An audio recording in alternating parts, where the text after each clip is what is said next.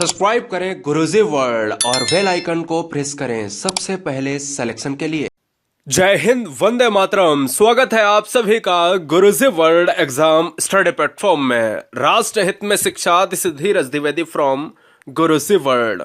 आज की यह वीडियो संपूर्ण यूट्यूब पर सबसे फास्ट वीडियो होगी, जिसमें क्विक रिवीजन करने वाले हैं टॉप 50 क्वेश्चन। सवाल मनोविज्ञान का एक पूरा निचोड़ आपको इन 50 क्वेश्चंस में मिलेगा। मतलब आज तक के सर्वश्रेष्ठ मनोविज्ञान के 50 क्वेश्चन आपकी स्क्रीन पर गुजरेंगे फटाफट। पहला क्वेश्चन आपकी स्क्रीन पर, धीमी गति से सीखने वाले बालकों के लिए अधिक उपयोगी सिद्धांत है। तो याद रखिएगा, इस क्वेश्चन का आंसर ऑप्शन नंबर बी जाएगा। क्यों? क्योंकि थॉर्नडाइक का सिद्धांत ही ये कहता है कि बच्चे अगर भूल करेंगे तभी तो सीखेंगे, त्रुटि करेंगे तभी तो सीखेंगे। इसका मतलब है इनके सिद्धांत का नाम है प्रयत्न एवं भूल का सिद्धांत, है ना। भूल एवं त्रुटि का सिद्धांत, इस तरीके से संयोजनवाद का सिद्धांत, संबंधवाद का सिद्धांत। तो ऑप्शन नंबर बी जाएगा। जब धीमी गति से पूछे तो थॉर्नडाइक ही आप पारिएगा। नेक्स्ट, निम्नलिखित में चिंपैंजियों पर प्रयोग करने के लिए किसे फेमस माना जाता है? याद रखिएगा, यहां से दो क्वेश्चन बनेंगे, एक चिंपैंजी वाला ये और एक यहां पर इनसाइट थ्योरी से ये वाला बनेगा। सबसे पहले क्वेश्चन नंबर 2 करेंगे और तीसरा क्वेश्चन तो बहुत कम लोग जानते हैं। निम्नलिखित में चिंपैंजियों पर प्रयोग के लिए मिस्टर कोहलर जाने जाते हैं, इसलिए ऑप्शन किसके साथ बेटा जाएगा? सी के साथ चला जाएगा। कोहलर ने इनसाइट थ्योरी दिया है, सूझ का सिद्धांत दिया है, और कोहलर, वर्दाइमर, कोफा ये गेस्टाल्टवादी हैं। अगला क्वेश्चन थर्ड नंबर, सूझ के सिद्धांत को कला, संगीत व साहित्य में उपयोगी किसने बताया है? दोस्तों, यदि चैनल पर पहली बार है और आपको ईमानदारी से अगर सिलेक्शन लेना है किसी बहन किसी भाई को, तो इस बुलंद आवाज प्लेटफॉर्म को, गुरुजी वर्ल्ड एग्जाम स्टडी प्लेटफॉर्म को, चैनल को सब्सक्राइब जरूर करें, क्योंकि आपका यह परिवार है। सूझ के सिद्धांत को किसने दिया? तब आप मारेंगे कोहलर। लेकिन सूझ के सिद्धांत को कला, संगीत व साहित्य में किसने उपयोगी बताया? तो मिस्टर क्रो एंड क्रो के अनुसार ऑप्शन नंबर सी को लॉक करेंगे। बढ़ेंगे क्वेश्चन नंबर नेक्स्ट पर। क्वेश्चन 4 कह रहा है कि ब्रेल लिपि से किसको पढ़ाना चाहिए? तो दोस्तों याद रखिएगा गाइस कि ब्रेल लिपि बच्चों के लिए है, लेकिन कौन से बच्चे दोस्तों? वो अंधे बच्चों के लिए जाएगा, जिन बच्चों को दिखाई नहीं देता उनके लिए हम ब्रेल लिपि का इस्तेमाल करते हैं। फ्रांस के मनोवैज्ञानिक साइकोलॉजिस्ट यहां पर लुइस ब्रेल को माना जाता है इसका जनक। अगला क्वेश्चन आपके स्क्रीन पर है कि शिक्षा मनोविज्ञान के जनक किसे कहा जाता है? तो दोस्तों ये क्वेश्चन बहुत नॉर्मल है। शिक्षा मनोविज्ञान के जनक के रूप में किसे माना जाता है? तो आपको मैं बता दूं कि मिस्टर थॉर्नडाइक को शिक्षा मनोविज्ञान का जनक माना जाता है और मनोविज्ञान का जनक अरस्तू को माना जाता है। फिलहाल यहां पर ऑप्शन नंबर सी लॉक हो जाएगा। अगला क्वेश्चन नंबर 6, बताइएगा, जवाब दीजिएगा फटाफट। देखिए, क्वेश्चन कह रहा है कि बच्चे की बुद्धि लब्धि 90 से 110 के मध्य है। तो अगर 90 से 110 के मध्य है तो दोस्तों आपको मैं बता दूं कि ये बच्चा सामान्य बुद्धि का होगा। अगर वो बच्चा 120 के प्लस की बात करता तो वो प्रतिभाशाली बच्चा होता, और टर्मेन तो ये कहते हैं यहां तक कि 120 140 की बात करते। तो फिलहाल ऑप्शन जाएगा किसके साथ? ए के साथ। अगला क्वेश्चन, बुद्धि परीक्षण करके सर्वप्रथम व्यक्तिगत विभिन्नताओं का मापन किसने किया है? यह कमेंट आपको फटाफट करना है, जवाब आपको देना पड़ेगा।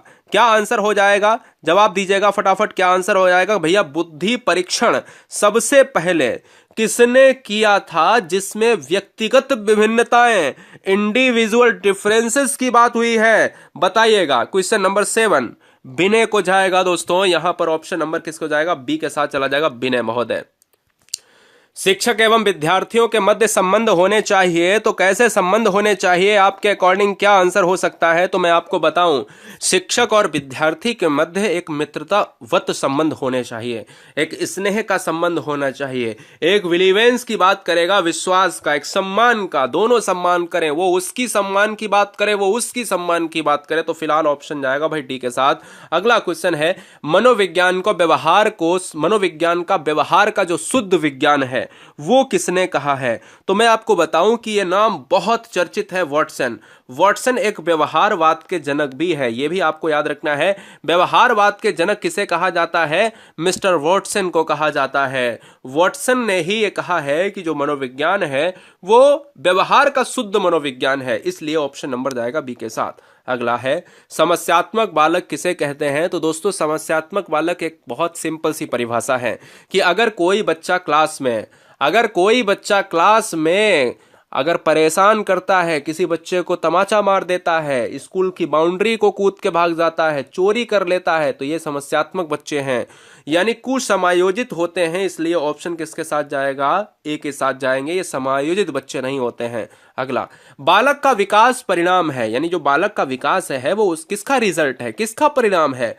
क्या वंशानुक्रम है, क्या वातावरण है? आपको देखते ही पता चल गया होगा कि वंशानुक्रम वातावरण यानी हेरिडिटी इनटू एनवायरनमेंट की जब भी संक्रिया होती है तो ये बालक का डेवलपमेंट हो जाता है पूर्ण।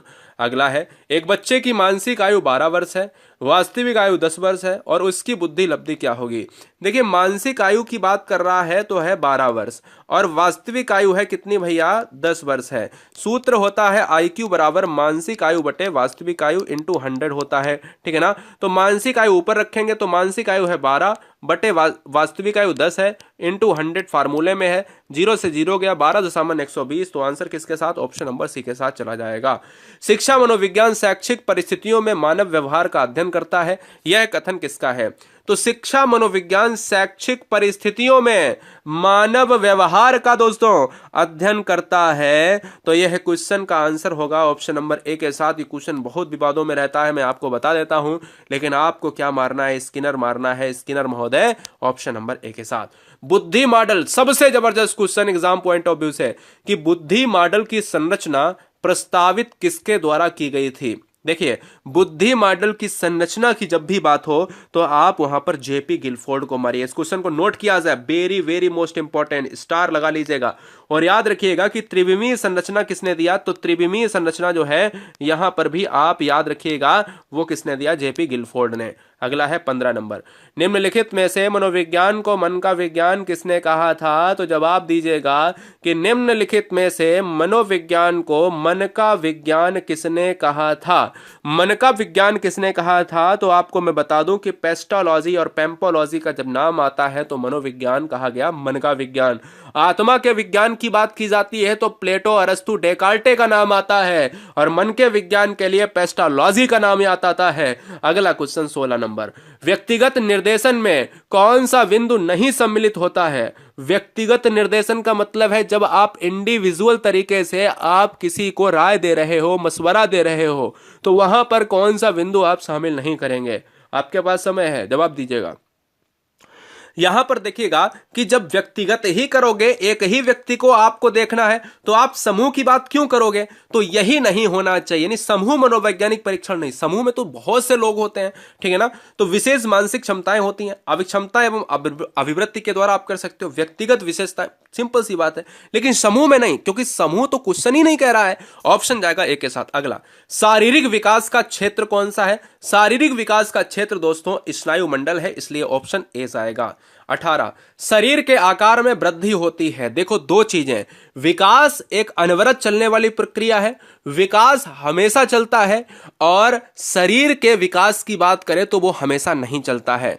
शरीर एक अनलिमिट प्रक्रिया नहीं, लिमिटेड प्रक्रिया है, शरीर हमेशा नहीं बढ़ेगा। तो शरीर के आकार में जो वृद्धि होती है दोस्तों, वो कैसे होती है? वो गत्यात्मक रूप से होती है। शारीरिक और गत्यात्मक विकास ही शरीर से जुड़ा हुआ होता है। शिक्षा के क्षेत्र में व्यवहारवादियों का सबसे बड़ा योगदान है। शिक्षा के क्षेत्र में व्यवहारवादियों का सबसे बड़ा योगदान रहा है, इस पर आपको जवाब देना है। तो वस्तुनिष्ठता हो जाएगा, यानी ऑप्शन नंबर बी आएगा। ऑब्जेक्टिवनेस का सबसे ज्यादा प्रयोग किया गया है व्यवहारवादियों के द्वारा। विकास दोस्तों शुरू होता है, कहां से शुरू होता है? क्या विकास शैशवावस्था से शुरू होता है, पूर्व बाल्यकाल से होता है, उत्तर बाल्यकाल यानी option number D last one प्रसव पूर्व अवस्था से? तो बच्चे याद रखिएगा कि विकास हमेशा मां के गर्भ से स्टार्ट हो जाता है और जीवन के अंतिम मोड़ तक चलता है, अनवरत प्रक्रिया है। ऑप्शन जाएगा डी के साथ। 21 नंबर आपके स्क्रीन पर है। 21 कह रहा है कि पियाजे के संज्ञानात्मक विकास के अनुसार संवेदी गामक अवस्था या संवेदी क्रियात्मक अवस्था कितने कितने के बीच में होती है। तो जन्म से 2 वर्ष की अवस्था संवेदी गामक, 2 से 7 वर्ष की अवस्था पूर्व संक्रियात्मक, 7 से 11 वर्ष की अवस्था मूर्त संक्रियात्मक और 11 से 14 के ऊपर हम कहते हैं अमूर्त संक्रियात्मक। तो फिलहाल इस क्वेश्चन का जो राइट आंसर है वो जन्म से 2 साल की एज जो है हमेशा क्या हो जाती है, संवेदी गामक। परामर्श का उद्देश्य क्या होता है? एक डॉक्टर आपको परामर्श देगा तो उसका एम क्या है? एक शिक्षक आपको परामर्श देगा, एक व्यक्ति आपको परामर्श दे सकता है। तो 22 नंबर का जो आंसर है वो बच्चों को समझाना, बिल्कुल सही बात। बच्चों की कमियों का कारण पता लगाना, बिल्कुल सही बात। बच्चों को समायोजन में सहायता करना, बिल्कुल सही बात। तो इस क्वेश्चन का जो राइट आंसर है वो ऑप्शन नंबर डी के साथ। अगला, शिक्षा में फ्रॉवेल का महत्वपूर्ण योगदान था। शिक्षा में फ्रॉवेल का महत्वपूर्ण योगदान था, ये विकास के बीच में क्या भरा जाएगा? तो हम ये कहते हैं कि आप जब भी बात करते हो किंडरगार्टन पद्धति की तो ये फ्रॉवेल से जुड़ा हुआ है। फ्रॉवेल एक साइकोलॉजिस्ट है। फ्रॉवेल किंडरगार्टन यानी बच्चे के बगीचे के ऊपर इन्होंने काफी जो है स्टडी करी और ये बताया कि बच्चे खेल खेल में किस तरीके से सीख सकते हैं। ऑप्शन सी को लॉक किया जाए। 24 नंबर, एक अच्छा अध्यापक विद्यार्थियों के मध्य बढ़ावा देता है। अगर कोई एक अच्छा टीचर है, अगर आप भी कल शिक्षिका बनने जाती हैं, आप भी कल शिक्षक बन के जाते हैं, तो उसमें सबसे बेहतर जो है आप क्या करोगे? क्या आपके अंदर ऐसा होना चाहिए? तो आपके अंदर सबसे बढ़िया होना चाहिए दोस्तों सहयोग की भावना। ऑप्शन बी होना चाहिए। देखिए, सहयोग की भावना एक मित्रतापूर्ण माहौल को क्रिएट करता है, इसलिए इस क्वेश्चन का आंसर ऑप्शन नंबर किसके साथ चला जाएगा बेटा? बी के साथ। अगला, कक्षा में विद्यार्थियों की रुचि बनाए रखने के लिए एक शिक्षक को उचित करना चाहिए। एक क्लासरूम में अगर विद्यार्थी की रुचि बनानी है तो फिर किस तरीके से आप उस चीज को देखेंगे, बताइए। तो बताइए दोस्तों क्या आंसर होगा इसका कि कक्षा में विद्यार्थियों की यदि रुचि बनाए रखने के लिए एक शिक्षक को उचित माहौल अगर देना है तो फिर क्या होगा? तो मैं ये कहूंगा कि अगर रुचि बनाना है तो बच्चों के लिए आप प्रश्न पूछेंगे, यानी सबसे बढ़िया तरीका है कि आप क्वेश्चंस करेंगे और बच्चे रुचि लेंगे। ऑप्शन डी जाएगा। निम्नलिखित में कौन सा महत्वपूर्ण प्रभाव शिक्षण की प्रभावकारिता पर निर्भर करती है? कि अगर महत्वपूर्ण प्रभाव शिक्षण की प्रभावकारिता पर अगर निर्भर करती है तो ऑप्शन ए क्या विद्यालय की संरचना की बात करेंगे, शिक्षक को विषय की समझ होनी चाहिए, शिक्षक की योग्यता की बात होगी, या शिक्षक की लिखावट? तो देखिए इस क्वेश्चन का जो आंसर है वो ऑप्शन नंबर किसके साथ चला जाएगा? यहां पर ऑप्शन नंबर चला जाएगा बी के साथ। शिक्षक को विषय वस्तु की अगर समझ है तो वो सबसे सटीकता तरीके से अपना प्रभाव अपने क्लासरूम में जमा सकता है ना। चलिए, समूह में और सहभागिता द्वारा सीखने के अभ्यासों को, अगर कोई एक ग्रुप है उसमें किस तरीके से सीखा जा सकता है, किस तरीके से आप पार्टिसिपेट कर सकते हो, तो वही तो है ना पार्टिसिपेट का मतलब सहभागिता। और यहां पर अगर आपको सीखना है उसमें कौन सा ऑप्शन सटीकता से आप देखेंगे, तो हम ये कहेंगे सबसे पॉजिटिव आंसर, सबसे जबरदस्त आंसर हो सकता है प्रोत्साहित किया जाना चाहिए। अनदेखा और निरुत्साहित ये तो क्या है, निगेटिव पॉइंट है। नेक्स्ट, आदतें कैसी होती हैं दोस्तों? एक जन्मजात आदत होती है, एक अर्जित आदत होती है, एक दोनों होती है ऑप्शन में, ऑप्शन के हिसाब से, या फिर इनमें से कोई नहीं। तो देखिए आदत जो होती है वो बच्चा कोई गर्भ से लेकर नहीं आता है और इसमें काफी विवाद भी हो जाते हैं आयोग के द्वारा। देखो, बच्चा एक गर्भ से आता है तो एक कोरा कागज होता है, कोरी स्लेट होता है।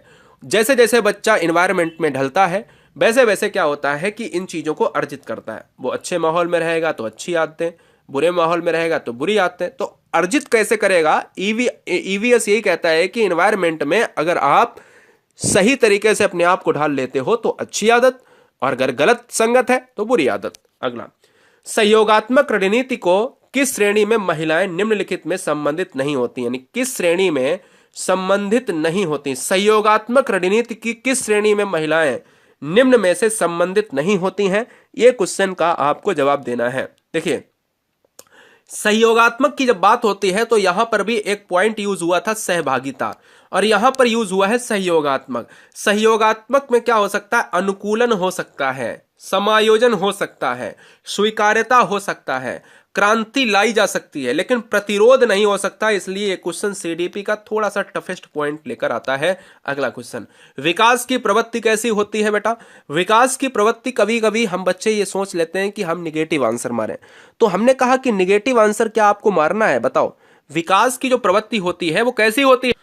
तो याद रखिएगा दोस्तों कि विकास हमेशा धनात्मक नहीं हो सकता, विकास हमेशा ऋणात्मक भी नहीं हो सकता, इसलिए विकास को गुणात्मक श्रेणी में रखा जाता है। मैं कौन हूं, क्या हूं, भी कुछ हूं, यानी मैं भी कुछ हूं आदि ऐसी प्रबल भावनाएं जब व्यक्ति के अंदर आती हैं तो वो व्यक्ति किस एज में होता है? जब बच्चा ये कहता है कि अरे मैं कौन हूं, क्या हूं, मैं ये हूं, मैं कुछ हूं या नहीं हूं, तो बताइएगा कौन सी भावनाएं हैं दोस्तों?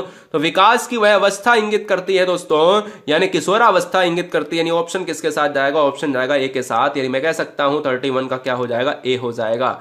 हर शेर हर शेरनी के माता पिता को मेरा जय हिंद, वंदे मातरम दोस्तों।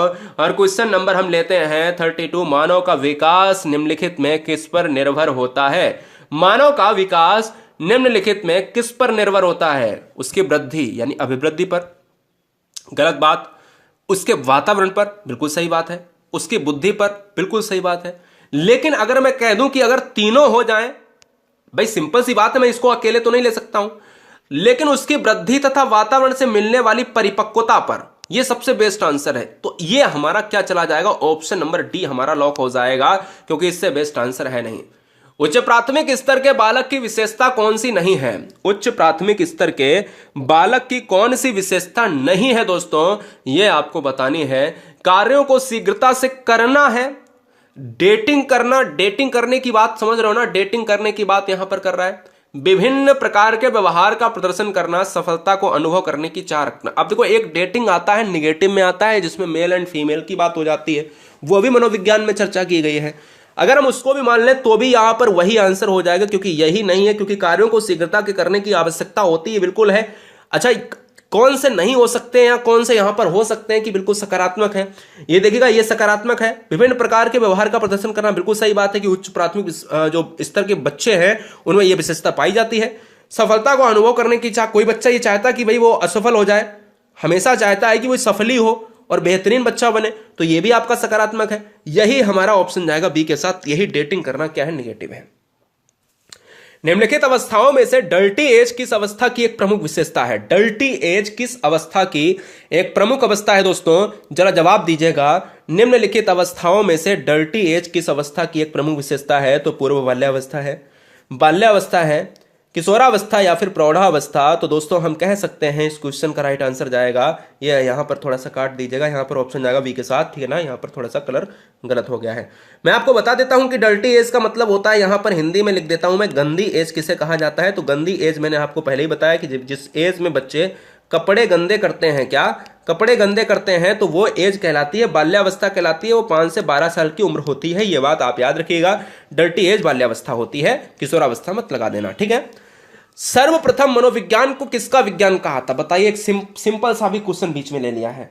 सबसे पहले दोस्तों यहां पर क्या है? यहां पर किसका विज्ञान कहा गया था? तो मन का विज्ञान, आत्मा का विज्ञान, चेतना का कहा गया था, या सभी का? तो दोस्तों जिस समय फिलॉसफी का पार्ट हुआ करता था मनोविज्ञान, दर्शन शास्त्र से अलग हुआ था मनोविज्ञान। उसके बाद अगर मैं 16वीं सदी में आता हूं तो 16वीं सदी में आत्मा का मनोविज्ञान कहलाया। और यह आत्मा का मनोविज्ञान कहलाने के लिए कौन कौन थे दोस्तों? तो आपको याद रखना है कि अरस्तु थे, डेकार्टे थे, प्लेटो थे, है ना? ये चीजें आपको याद रखनी है। साइकिल सीखने के बाद स्कूटर सीखने में प्रशिक्षण का स्थानांतरण होगा। दोस्तों बहुत अच्छा क्वेश्चन है, ऐसे क्वेश्चन एग्जाम में देखने को मिल सकते हैं कि अगर कोई भी बच्चा साइकिल सीखा था और अब वो साइकिल सीखने वाला ज्ञान स्कूटर में लगा देता है और स्कूटर सीख जाता है, मोटरसाइकिल सीख जाता है, बस सीख जाता है, तो मतलब कहीं ना कहीं वो अपने पूर्व ज्ञान को अपने नए ज्ञान में लगा रहा है। और जब अपने नए ज्ञान में लगा रहा है तो उसको कहीं ना कहीं लाभ हो रहा है। और जब उसको लाभ हो रहा है तो दोस्तों उसका आंसर किसके साथ जाएगा? धनात्मक स्थानांतरण के साथ चला जाएगा। मेरी बात समझ रहे? अगला, प्रिंसिपल ऑफ साइकोलॉजी, ध्यान दीजिएगा। प्रिंसिपल ऑफ साइकोलॉजी पुस्तक किसने लिखी है? बताइए, प्रिंसिपल ऑफ साइकोलॉजी पुस्तक। चलिए बताइए दोस्तों, यहां पर अगर मैं बात करूं, यहां पर अगर मैं बात करता हूं तो दोस्तों यहां पर जो आंसर जाएगा वो ऑप्शन नंबर किसके साथ? थॉर्नडाइक के साथ बच्चे यहां पर लगा रहे हैं, जो गलत हो जाएगा। क्या हो जाएगा? जो गलत हो जाएगा। प्रिंसिपल ऑफ साइकोलॉजी जो पुस्तक है ना, ये विलियम जेम्स की है, इसलिए ऑप्शन जाएगा किसके साथ? बी के साथ चला जाएगा। प्रश्नोत्तर विधि का जनक किसे माना जाता है? प्रश्नोत्तर विधि का जनक किसे माना जाता है? बताइए, प्रश्नोत्तर विधि का जनक किसे माना जाता है? कमेंट कीजिएगा, आंसर क्या होगा? कमेंट कीजिएगा आंसर क्या होगा दोस्तों। जवाब दीजिएगा, आपसे उम्मीद है कि आप गलत नहीं करेंगे। चलिए भैया, तो यहां पर बच्चे कह रहे हैं कि भाई सुकरात के साथ हो जाएगा। बिल्कुल सही आंसर है कि अगर ऑप्शन में सुकरात है तो डी ऑप्शन मानेंगे। प्रभाव का नियम प्रतिपादित किया गया था, तो प्रभाव का नियम किसके द्वारा प्रतिपादित किया गया था, कमेंट कीजिएगा। प्रभाव का नियम किसके द्वारा प्रतिपादित किया गया था, तो हम कहेंगे कि प्रभाव का नियम जो प्रतिपादित किया गया था दोस्तों, वो किया गया था मिस्टर थॉर्नडाइक के द्वारा। अभ्यास का नियम, तत्परता का नियम, प्रभाव का नियम। तो हम यहां पर किसके साथ लॉक करेंगे, ऑप्शन नंबर सी के साथ। शारीरिक विकास की गति किस अवस्था में बहुत कम हो जाती है, दिमाग लगाओ, क्या आंसर हो सकता है, क्या लॉक किया जा सकता है इसको, क्या बताइए, इस क्वेश्चन के ऑप्शन को लॉक किया जा सकता है, बताइएगा। बहुत अच्छे गाइस, क्या बात है। 40 नंबर पर अपन है। हमसे कह रहा शारीरिक विकास की गति किस अवस्था में बहुत कम हो जाती है, तो शारीरिक विकास की जो गति है ना, यह जो अवस्था है यह हो जाती है बाल्यावस्था में। क्यों, क्योंकि बाल्यावस्था में इसलिए कम हो जाती है क्योंकि जन्म से 5 साल की जो एज होती है शैशवावस्था, और इस शैशवावस्था में बच्चे का मानसिक विकास 90% हो जाता है और शारीरिक विकास बहुत तेजी से होता है। जैसे जैसे बाल्यावस्था आती है 5 से 12 साल में, तो बाल्यावस्था का जो सारा विकास है, चाहे वो शारीरिक हो चाहे वो मानसिक हो, वो पूरी तरीके से डाउन हो जाता है और फिर किशोरावस्था में पूरा हो जाता है। किशोरावस्था की अवधि कितनी होती है, कमेंट कीजिएगा। लास्ट के 10 प्रश्न आप सभी के लिए, बहुत चुनिंदा गोल्डन क्वेश्चन। किशोरावस्था की अवधि कितनी होती है दोस्तों, लास्ट में हमें अपना स्कोर जरूर बताएं कि आपका स्कोर क्या है। भले ही आपका बहुत कम स्कोर रहा हो, लेकिन आज आपने लास्ट टाइम तक ये भी अगर सीखा है तो ये भी एग्जाम में बहुत सकारात्मक परिणाम देगा। किशोरावस्था की जो अवधि होती है वो दोस्तों होती है 12 से 18 साल की होती है, और अगर 12 से 18 साल की होती है तो एज के अकॉर्डिंग ऑप्शन नंबर किसके साथ जाएगा, सी के साथ जाएगा। नेक्स्ट, बाल विकास को सर्वाधिक प्रेरित करने वाला प्रमुख घटक क्या है, बाल विकास को सर्वाधिक प्रेरित करने वाला प्रमुख घटक क्या है, कमेंट कीजिएगा, जवाब दीजिएगा, आंसर क्या होगा। बहुत अच्छे गाइस, क्या बात है, बहुत सुंदर। तो बाल विकास को सर्वाधिक प्रेरित करने वाला जो प्रमुख घटक है वो है खेल का मैदान, क्योंकि खेल के मैदान में सारे डेवलपमेंट आपको मिल जाते हैं। और अगला क्वेश्चन है 43 नंबर, बहुत सिंपल क्वेश्चन लिया है कि ब्रेल लिपि से किसको पढ़ाना चाहिए। ब्रेल लिपि से बहरे को पढ़ाना चाहिए, अंधे को पढ़ाना चाहिए, गूंगे को पढ़ाना चाहिए, विकलांग को पढ़ाना चाहिए। तो ब्रेल लिपि से जो पढ़ाना चाहिए, फ्रांस के मनोवैज्ञानिक या साइकोलॉजिस्ट या हम कुछ भी चिकित्सक कुछ भी बोले दोस्तों, तो लुइस फ्रांस की बात करेंगे, लुइस ब्रेल की बात करेंगे। अंधे लोगों के लिए, अंधे बच्चों के लिए, दिव्यांग बच्चों के लिए है। बाल अध्ययन का पितामह किसे कहा जाता है दोस्तों, बताइए। बाल अध्ययन का पितामह किसे कहा जाता है, कमेंट किया जाए दोस्तों। बाल अध्ययन का पितामह किसे कहा जाता है, तो बाल अध्ययन का जो पितामह है दोस्तों वो कहा जाता है मिस्टर स्टेनले हॉल को, जीएस हॉल को कहा जाता है। इनका क्या है, जीएस हॉल है इनका पूरा नाम दोस्तों, ठीक है ना। अगला, बाल्यावस्था में व्यक्तित्व होता है, बहुत अच्छा क्वेश्चन है, 45 नंबर इससे मिलेंगे। व्यक्तित्व के मैंने इस वीडियो में 2 क्वेश्चन लिए हैं कि व्यक्तित्व को किसने बताया है, 3 प्रकार में, अंतर्मुखी, बहिर्मुखी और उभयमुखी को जुंग ने बताया है, युंग ने बताया है। और बाल्यावस्था में अगर व्यक्तित्व होता है तो शैशवावस्था में होता है आपका क्या होता है, अंतर्मुखी होता है, जबकि बाल्यावस्था में क्या होता है, बहिर्मुखी होता है। इसलिए इस क्वेश्चन का राइट आंसर जाएगा ऑप्शन नंबर सी के साथ।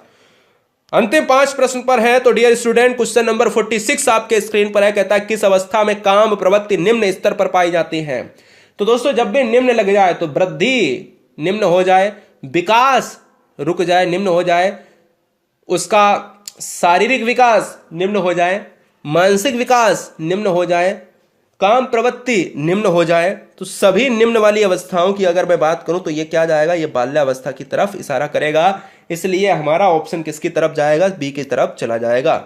वीडियो में क्या कोई समस्या है दोस्तों, क्या आपका प्यार नहीं मिल सकता, क्या आप 5 लोगों के पास इस वीडियो को उनके घर में भी उजाला हो सकता है, क्या आप शेयर नहीं कर सकते हो, क्या अपने दोस्तों के साथ शेयर नहीं कर सकते या कर सकती हैं, तो बस इतना तो आप कर सकते हैं। तो इसलिए कहीं ना कहीं आप अगर अच्छा करेंगे दूसरों के साथ तो आपके साथ बहुत अच्छा होगा, ये बात याद रख लो। मैं कभी नहीं कहता हूं, क्योंकि कहीं ना कहीं आपकी बदौलत उन बच्चों का भी, उन बहनों का भी पेपर क्रैक हो जाएगा, उनके यहां भी खुशियां आ सकती हैं, ठीक है ना। चलिए, एक बच्चे की कॉपी में लिखने से विपरीत छवियां, 47-48 आपके लिए 2 इंपॉर्टेंट क्वेश्चन है, 2 में से एक क्वेश्चन फंस सकता है। एक बच्चे की कॉपी में लिखने में विपरीत छवियां, दर्पण छवि आदि जैसी गलतियां मिलती हैं। इस प्रकार का बच्चा लक्षण प्रदर्शित करता है अधिगम में असुविधा के, अधिगम में समस्या के, अधिगम में आसक्तता के या अधिगम में कठिनाई के दोस्तों। तो यहां पर जो है जाएगा वो अधिगम में आसक्तता के साथ ऑप्शन सी को लॉक किया जाएगा। आसक्तता क्यों? क्योंकि ये दोस्तों डिसेबिलिटी होती है, और ये डिसेबिलिटी अगर होती है तो ये किसी भी तरीके की हो सकती है, लिखने की हो सकती है, पढ़ने की हो सकती है, गणितीय हो सकती है ना। तो अब यही 48 नंबर में मैंने फिर से क्वेश्चन लिया है। कहता है कि अगर कोई बच्चा लिख नहीं पा रहा, विकृत लिखावट है, लिखावट अच्छी नहीं है, तो बताइएगा कि उसमें किस योग्यता का कमी है, कौन सी उसके अंदर ये मनोविकार है, कौन सा उसके अंदर ये डिसेबिलिटी है, कौन सी अक्षमता है, बताइए। क्या उसको डिस्ग्राफिया कहा जाएगा? क्या उसे डिसलेक्सिया कहा जाएगा दोस्तों? क्या उसे डिस्प्रैक्सिया कहा जाएगा? या क्या उसे डिसकैलकुलिया कहा जाएगा? बताइए। तो इस क्वेश्चन का जो राइट आंसर जाएगा दोस्तों, राइट वन जाएगा किसके साथ? वो जाएगा हमारा ऑप्शन नंबर किसके साथ? डिसग्राफिया के साथ जाएगा। डिसग्राफिया हमारा राइट हो जाएगा। क्यों? क्योंकि लिखावट के लिए ग्राफ, मैंने आपको ट्रिक भी बताई थी कि अगर कोई ग्राफ है तो ग्राफ तो लिखकर ही बनाया जाएगा, तो इसलिए ऑप्शन जाएगा ए के साथ। अधिगम जिसके बिना संभव नहीं है, और ऐसा क्वेश्चन एक एग्जाम में मिलेगा, याद रखिएगा, ऐसा क्वेश्चन एग्जाम में मिलेगा। गणितीय संकल्पना, लिखने वाली, पढ़ने वाली संकल्पना, लिखने वाली संकल्पना, है ना। तो वो वीडियो अगर नहीं देखी है तो प्लेलिस्ट में पड़ी हुई है, देख लीजिएगा। अगला क्वेश्चन आपके स्क्रीन पर है दोस्तों, आपसे कह रहा है कि अधिगम जिसके बिना संभव नहीं है। Last question, second last question है आपके स्क्रीन पर कि अधिगम जिसके बिना संभव नहीं है दोस्तों, तो वो नहीं है प्रेरणा के बिना नहीं, क्योंकि अगर इच्छुक नहीं है बच्चा तो कैसे पढ़ेगा। और ये दोस्तों रहा आज का लास्ट क्वेश्चन आपके स्क्रीन पर। तो प्यार मिलना चाहिए, वीडियो को लाइक करके ही जाना, चैनल को सब्सक्राइब करके ही जाना, क्योंकि कहीं ना कहीं ये वीडियो आप अगर शेयर करते हो तो कहीं ना कहीं आपके सामने बेहतरीन रिजल्ट होगा, क्योंकि बच्चे कहीं ना कहीं आप ही की तरह होंगे, आप ही की एज के होंगे। ज्ञान रचनात्मक सिद्धांत आधारित शिक्षण का आधार है। तो दोस्तों ये है आपके अध्यापक को सुनना क्या हो सकता है, नहीं दोहराना, संबंध नहीं बल्कि करके सीखना दोस्तों, क्योंकि यही रचनात्मक कहता है। रचनात्मक ज्ञान क्या कहता है कि करके सीखना। ऑप्शन जाएगा किसके साथ? 4 के साथ।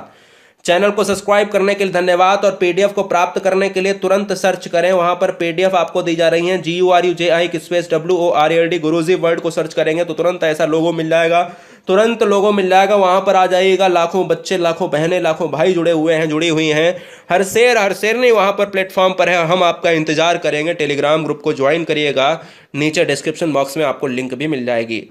वंदे मातरम। फिर मिलेंगे नेक्स्ट वीडियो में, तब तक के लिए जय हिंद, इंकलाब जिंदाबाद। मुस्कुराते रहिएगा, स्वस्थ रहिएगा, एग्जाम की शुभकामनाएं ढेर सारी।